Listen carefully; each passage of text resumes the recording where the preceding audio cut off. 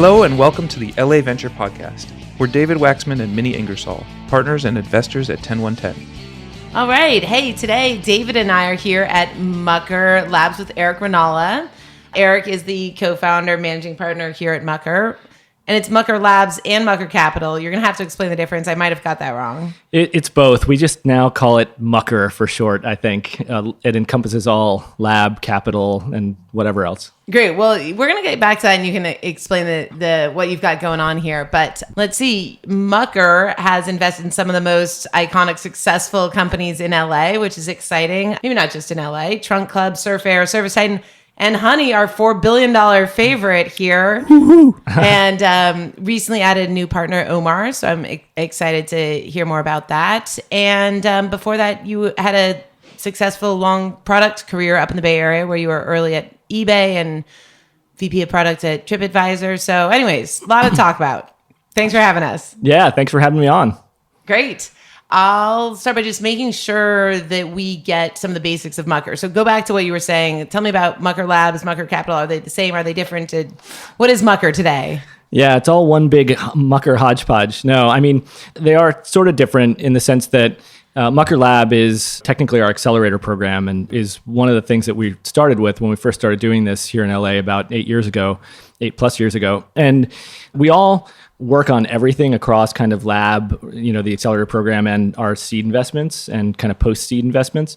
But yeah, lab is sort of distinct in the sense that we do run what is ostensibly an accelerator program. We do it a little bit differently where we work with a very concentrated number of companies and do it over the course of a year or year plus. So typically companies will work out of our office for, a year plus. And with that cohort of companies that kind of roll, come in and leave on a rolling basis, we work really closely with them at the kind of very early stages of the company building process.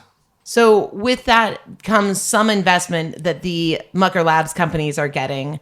And then Mucker Capital is a separate source of capital that is like your follow-on capital for them? Or explain how the money flows. Yeah, the money flows. Both of them are investments. The accelerator investments are just a little bit smaller. So typical accelerator in the sense that it's, X dollars for Y% equity. So, typically that's somewhere between 100 and 200K usually. And then, so that element of it is typical accelerator in that sense. And then when companies do progress, we do invest more out of, Mucker Capital, quote unquote, but, there's not any formal like distinction. It's all the same pool of capital. And Honey was in Fund 2? Fund 2, yeah. Fund 2, Fund 1? Nomenclature, yeah. Fund 2, which was really our first proper institutional fund. So, tell us more about Honey. It's obviously top of the news right now, and a very, very exciting exit for all of us in LA. When did you... Although more exciting for the people who are in Honey. Yeah, well, we'll talk after about that. But tell us about the history of the company with Mucker and how you met them and how you decided to make that investment. We were lucky to be the first investor in Honey, aside from, I think, like some of the founders' blood relatives. But so they went through our accelerator program, and then we invested in a bunch of the follow-on rounds as well. We first met them in the context of they were raising some money, and we talked to them about the accelerator program and got to know them, and eventually ended up working with them via the accelerator program. And, they did a great job. The founders are incredible product and go-to-market executors and thinkers. And give us the basics, though, because not everyone totally... In fact, I sort of know what Honey does, but I'm not sure I could accurately describe it because I don't use it. Yeah, their first product, really their kind of flagship product was a browser extension that automatically would apply discounts and promotions for consumers who were shopping. And, prior to that, there were, coupon sites that had evolved, and, you could find there were probably hundreds and hundreds of coupon sites. So you'd have to, if you wanted to get a discount while you were shopping, you'd have to go find a coupon code, go to these sites, test it out. It was kind of this hunt and peck back and forth, looking at all these websites, trial and error, which wasn't a great customer experience. And they created a very elegant product that just automated all of that, so that while you were in the checkout flow, Honey would kind of kick into action and automatically test and apply discount codes so you got the best discounts. And I guess incidentally, the way I always viewed Honey really is that they were focused on e-commerce innovation. there hadn't been a lot of innovation on the consumer experience for e-commerce in a long time. And there still hasn't been, in my opinion, to be honest. And that's one of the things that Honey has been working on, or several things Honey's been working on, in addition to that core product that they have, that's been sort of their flagship product. They started creating a bunch of other products now that they have, millions and millions of users. They started to roll out other products, but it was all focused on e-commerce innovation and really innovating on more the consumer or customer experience side. There has been a bunch of innovation on the kind of merchant side of e-commerce. Amazon, obviously, driving a lot of that, and a lot of it centered around Amazon, but Shopify, so on that side of it, there has been a fair amount of innovation, but there hasn't been that much on the consumer side. And we always thought that was a really interesting and fruitful opportunity, and they did a great job executing on that. They did. I have to cop to having. I also saw them in 2013, 2014, around the time that you looked at them, maybe a little bit before. And one of the things that's striking is how similar their current product is to what they were doing back then. And how, really, a lot of companies sort of went their way to their final product. But if I look at Honey today and Honey in 2014, the core product, it's a lot better. But it was very, very similar, and they were on a pretty great trajectory back then. I think when I met them, they had 700,000 installs, which is a lot for a toolbar. Yeah, absolutely. And the product is sort of similar. Again, fundamentally, I think it's about saving customers money, and taking this, what was a consumer pain point, and something, who doesn't like to save money, and making it into a really elegant product that just worked really well. And they were doing something that was good for consumers, and merchants liked it as well. So it drove, if anything that merchants perceived to drive conversion, they like. So yeah, I think at the time, in the early days, and you saw this where others didn't, is that I think some people feared that merchants wouldn't like them because they were already in the shopping cart. So the merchant had got them into the cart, and they were applying discounts. So I remember someone who I won't name saying, well, the merchants are just going to get sick of them and kick them out. Obviously, things played out differently. What happened there? Yeah, no, I think when it comes down to it, merchants do want anything, or really anything that's going to drive conversion for merchants they like. And cart abandonment is a huge problem for e-commerce. So, if they can move the needle even slightly on that metric, that can be material for revenue. But you invested, so you kept investing. You invested, or you labbed, you accelerated, you worked, you kept going. But my understanding is that they didn't raise a lot of outside capital. They didn't have great success raising from the Bay Area, which is all the better for you and the LA ecosystem. What do you think? Why did you decide to invest when others weren't? Or why did others not invest? Yeah, no, we did invest pretty consistently all the way through. And they did have trouble in some of those early rounds, in the sense that it just wasn't it wasn't sort of an on-trend product at whatever time they were raising, and for whatever reason, it wasn't this hotly contested company early on. But I think we found it attractive as an investment for a bunch of reasons. We loved the founders, and they were great operators and great product thinkers, great go-to-market thinkers, and executed really well. And they were super committed. At one point, I don't think this is a secret, one of the founders had, gone and been doing other work to try to support his way through continuing on working on the project. Like, they just never gave up. And I think that's so critical. And we liked what they were doing. We thought it was a really clever product. They were good at customer acquisition, which I think is a huge factor that a lot of founders underestimate, frankly, and underinvest in. What were they doing there? They were really creative about customer acquisition strategies, and really disciplined about.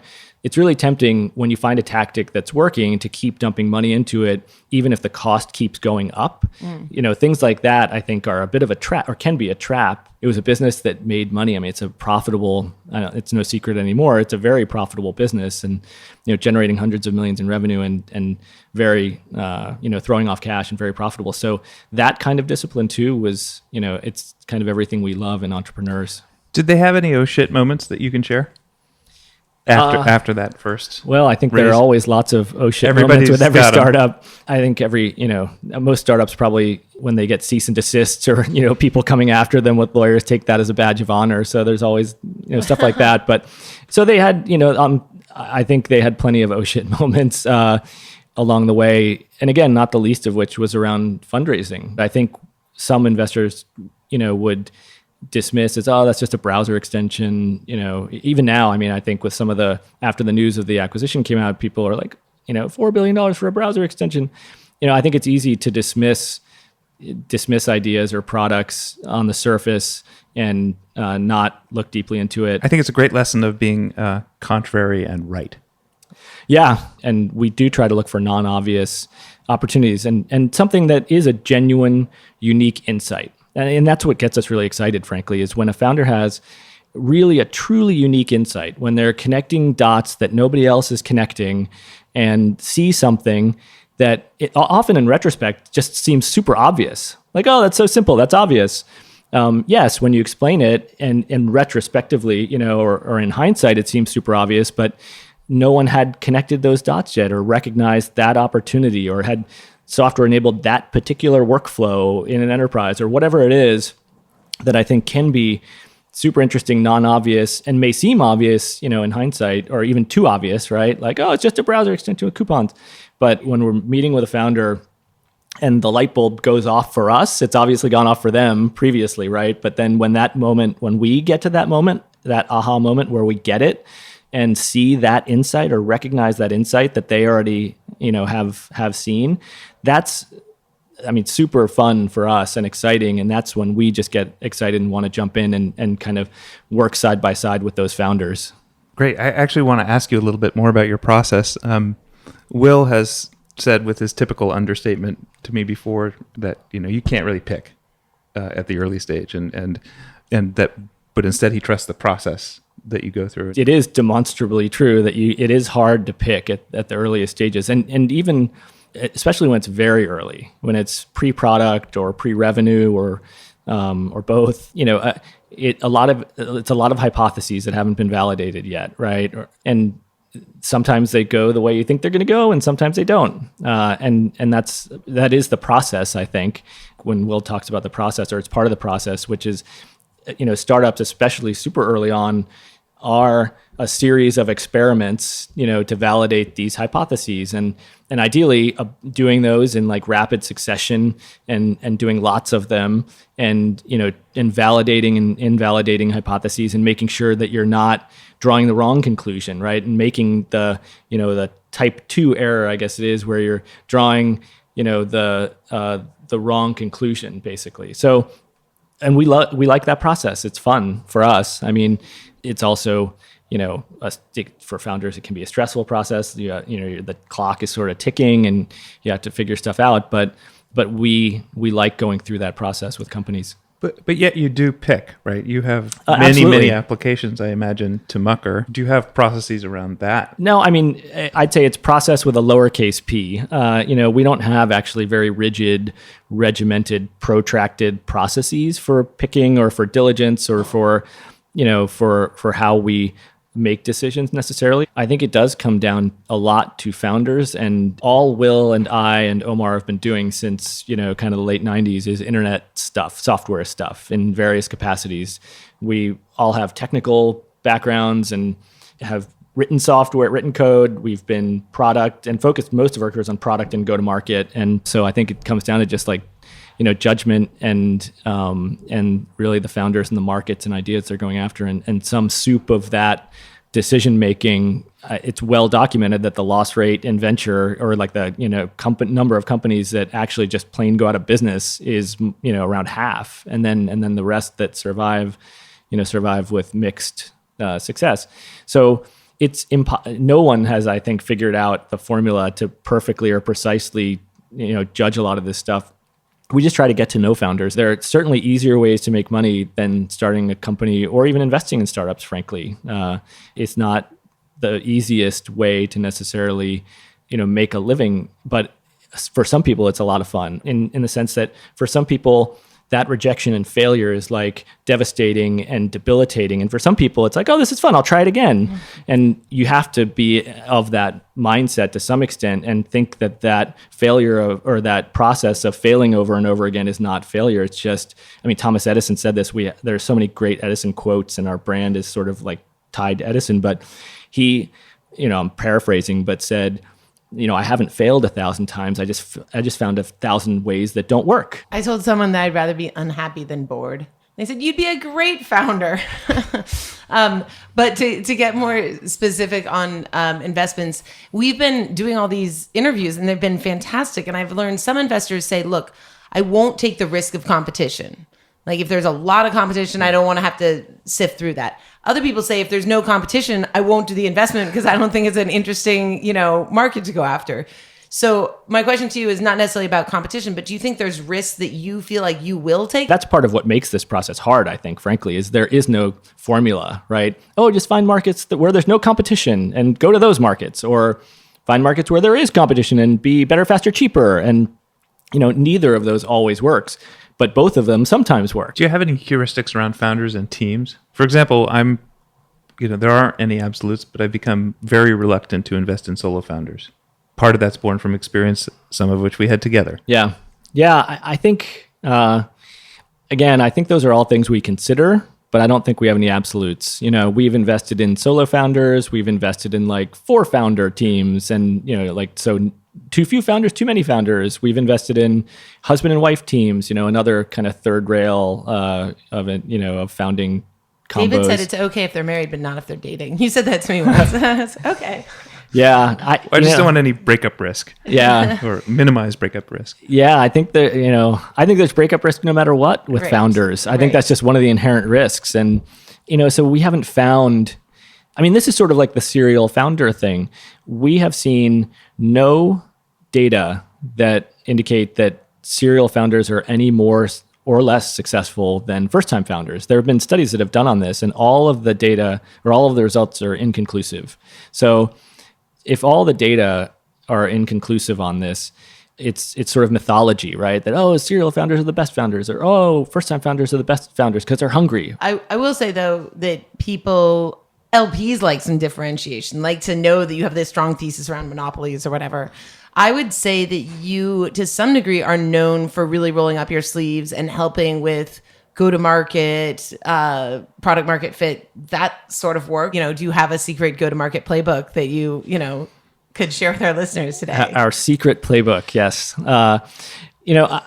We do spend a lot of time on product and go-to-market, and probably even more on go-to-market, frankly, because I think a lot of times founders are already predisposed to think a lot about product, and a lot of times are coming at the business from a very product-centric perspective. So we think a lot about go-to-market and distribution and growth. I don't think we do have a playbook per se, and I think that's the part of to some extent, the mindset we come at this with is, hey, let's try a bunch of stuff and measure it and see what works and see what's not working, and keep trying to make it better and optimize it and figure out what's going to work and what's not going to work from a product and go-to-market perspective, and be very data-driven about it and try a bunch of different stuff and see what works. We work with a lot of product, founders who come out of the product side and often the technical side. Is there a resource for people who aren't part of your portfolio? Well, internally we do have some, quote unquote playbooks and things like that. And then you do have a secret playbook. And then we also have a network of kind of mentors and advisors that work with our portfolio companies. So they come at it from a lot of different directions. Sometimes it might be customer acquisition, or sometimes it might be, enterprise sales and helping to refine an enterprise sales process. Or sometimes it might be technical, coming in and evaluating, the engineering work that's being done and saying, oh gosh, like this is a disaster, or oh no, this is great. So we try to make those matches, and then our portfolio companies kind of have access to this sort of internal database of folks who are in that network that they can reach out to, whom they can reach out to directly. But back to your original question, I think there is so much content online now, and I don't have one go-to resource necessarily on each topic, but on a lot of these topics, on enterprise sales, for example, you can find so much information online about enterprise sales metrics and dashboards and processes. It's literally just waiting out there for people to find it. So if people go out there, and you can go out, read a bunch of stuff, and put together a great enterprise sales strategy and metrics KPI dashboard just by going out and finding, and maybe reading 10 different articles. What are the main axes of go-to-market? Yeah, I mean, it depends on the type of company too. Price is certainly some of it, and that's one lever, that companies have, and it's a super powerful lever, I think, that companies can play with. Some of it is more distribution focused. So, in like an enterprise software company, sometimes that's sales, and having a sales team and process, or, depending on the type of software it is, sometimes it's more direct distribution. If it's more like SMB or something like that, the economics and the price point have to work for different, go-to-market or distribution tactics, right? Because if it's if it's $9.99 a month, you can't really put a sales force out there selling it, $9.99 a month. I mean, if it's $999 a month, then yeah. Unless, I will get off to go to market and just stay on Mucker, I guess, for a little bit, which is, we did have Will on the show, so we've talked to Will, but Omar is your new partner. So Yep. How are things going to change around here now that Omar is part of the team? He's got a really, fantastic background, both as a founder. He spent many, many years across many companies as a founder. And one of them was a kind of spectacular exit, a company called AdMob that was acquired by Google. And then most recently was a partner at Sequoia. So AdMob was a Sequoia portfolio company. And then he ended up, after the Google acquisition, back at Sequoia as a partner on the US early stage team. And he'll be focused on, really the same stuff we're doing. Slightly more on kind of post-seed opportunities, not kind of, the 10 on 40 Series A, but sort of those, not seed kind of $1 million check or under, but that space in between, really, kind of those post-seed early A opportunities. We believe that there's a lot of good stuff in that area. Oh, there's great stuff.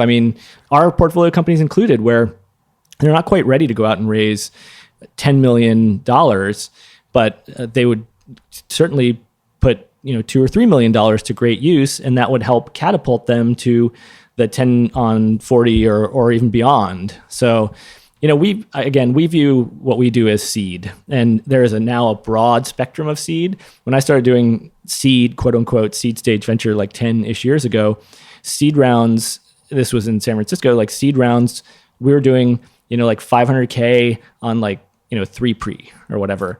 That's much different than it is now. What are your ambitions for Mucker? Do you think you'll ever become a full multi-stage fund?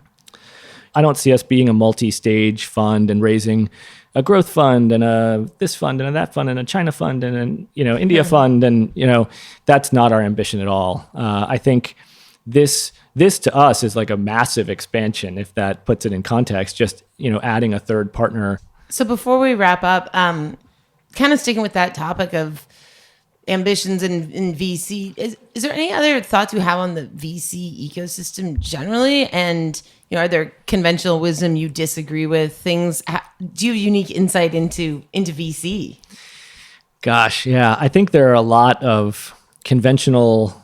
There's a lot of conventional wisdom or a lot of mythology, in VC, and some of the mythology really is even core to how we got started. We started doing this in LA 8+ years ago, when honestly nobody really cared about LA. We had LPs literally say to like my face when we were fundraising, "Why would I invest in a fund in LA? I would just invest in a fund in San Francisco." I met some of those LPs recently, and they said he did it. Yeah. And I was like, "Fair enough. I guess this meeting's over." But over time, what's happened is that information technology has gone from being like a vertical industry to now being like a horizontal enablement layer in the economy, right? Like what economists would call a general purpose technology, like electricity or steam, and as that shift has happened, it's just going to happen everywhere. The way that companies started to use electricity all over the United States. It wasn't just in like New York or... Also, by the way, it's like 75 outside, 80 degrees outside. We're in the middle of winter and you're 3 blocks from the beach. Oh, yeah. Well, and even on the LA topic, LA has a technical labor force that's basically the same size as Silicon Valley. So you've got a massive technical labor force. It's a massive economy.